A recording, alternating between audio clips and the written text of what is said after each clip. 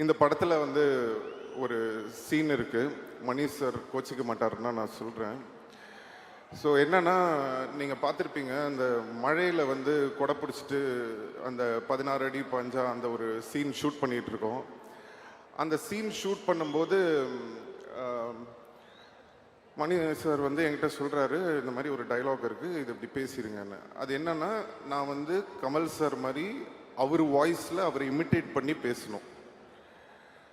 So எனக்கு என்னென்னா, சரி ஓகே, பட் கமல் சார் பக்கத்தில் இருக்காரு, அவரை வச்சுக்கிட்டு எப்படிடா நம்ம அவரை மாதிரி பேசுறது, இவர் வேற இப்படி சொல்கிறாருன்னு சொல்லிட்டு, சரி சார் சொல்லிட்டு டேக்கு போயிட்டாரு சார். போனதுக்கப்புறம் நாங்கள் நின்றுட்டுருக்கேன், ஆக்ஷன் அப்படின்னோன்னா இந்த மாதிரி அப்படின்னு டைலாக் பேசாமல் ஒரு மாதிரி மஃபில்டாக பண்ணிட்டேன். அங்கேருந்து மணி சார் ஏய் சிம்பு அப்படின்ட்டு கத்திட்டு ஓடி வர்றாரு.